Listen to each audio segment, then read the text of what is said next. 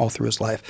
But the tragedy of how much effort he put out to, if we want to write about Trump, if you want to go after, like Taibbi did about the financial institution, the way Thompson did it was to kind of wager time later for time now. And he talks about that. He says, what do you mean by that? Chemical speed, he says, doing dexedrine, being an alcoholic. Instead of changing his life and his rhythms, he said, I'm wagering time later for time now.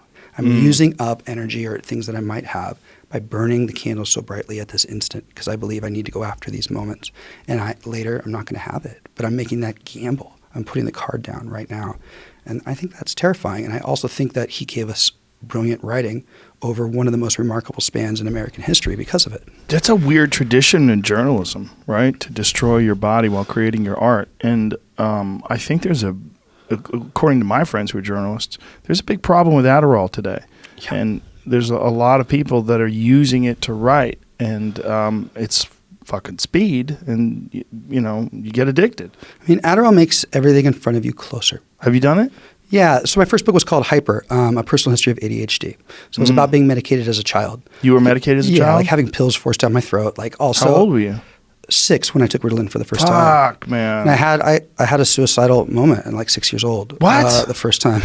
You were 6? You wanted to commit suicide? I held like a butter knife to my wrist. I don't remember it, but yeah. I kind of remember it, but yeah. And it was on Ritalin, which I've taken now as an adult, and I always feel startled when I'm on it. If I ever take Ritalin now, why do you take it now? What?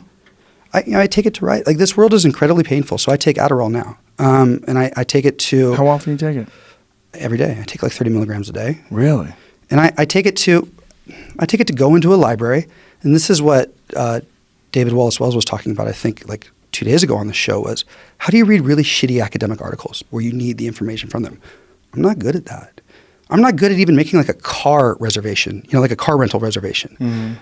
And so this world's going to be painful no matter what, but there's a functionality that Adderall allows, and it's always a wager. What Thompson writes about is whenever something is given, something else is lost. You never get anything for free in this world. Thompson understood that better than anybody. So with him with dexedrine, I'm not going to say Thompson was hyperactive. I'm not going to go into that. But dexedrine, like, Geiger was like, yo, you're breaking down. Like, you're 26. You have a wife. You have a very small child. You're writing right now. You want to have your career go forward. You're not doing well. And Geiger was like, I'm a doctor. I had gone through med school. I'd been overwhelmed like you. Geiger ran every morning. He did other things, but he took dexedrine, so he gave it to Thompson, and for that small period of time, it helped. I mean, for me, it's like I'm not a good researcher, and maybe I would be now, but the only way I can write about something like Hunter S. Thompson, where I didn't know him, I have no experience with him, is to read everything that he's ever written or been written about him, and then go out and interview people. And so effort is my only path forward.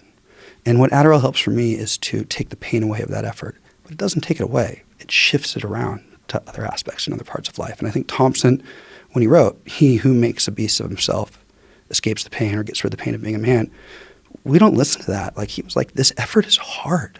He's like, I'm struggling with this effort. I'm trying to make these beautiful things. I always think of James Salter, a fiction writer, Aspen resident, wrote beautiful novels. He wrote his whole life till he was 90. His last novel was at 87. He wrote a memoir at 76 about being a fighter pilot, among other things, in the Korean War. Lyric, literary. He did it his whole life. He didn't burn out for a small period of time. He's the antonym to Thompson, I think, when it comes to effort and literary work. Right. Do you just take it for work? Yeah, I mean, you don't have like an issue that you need to take it for? Well,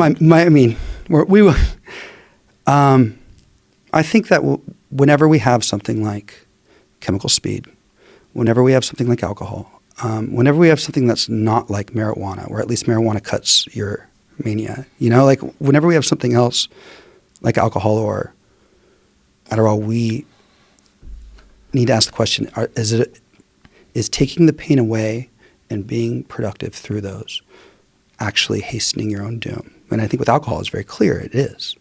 I think with Adderall, it's more complex. I think if you do an amount of time release, you can make it work. How many Americans do that out of the percent that are prescribed? I don't know, 10%, 20%? Like, it's dangerous. How often do you take time off? I'd say maybe 1 or 2 weeks of every 3 or 4 months. And when you do that, do you feel weird? No, I just watch movies. Like I just don't do anything. It doesn't. I don't have any productivity. I don't Wow. produce. So the only way you produce is on speed. The only way I produce the way I want to right now is on speed. I didn't start taking it till 2010. Dude, it's crazy that we're talking about this because there's so many people like you.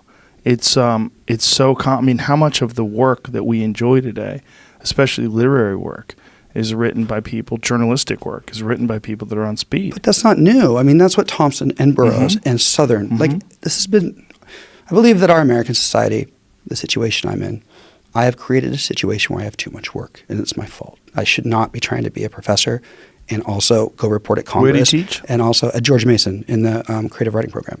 You know, and also then be hosting like people coming out and also then like be trying to research something that might be my next thing. That's too much. And the way Thompson saw dexedrine was that he could make reality match his effort. So there was no longer the limit. It was the American dream idea. If you just put out enough effort, you'll get it. And that's why I think he so brilliantly understood the toxicity of the American dream, is that the effort is what destroys you. Just because you have a path with the effort to be rich or be successful, that doesn't mean that's a good thing. Right. That's what will actually dismantle you, Yeah. is putting it out. And I think we forget that.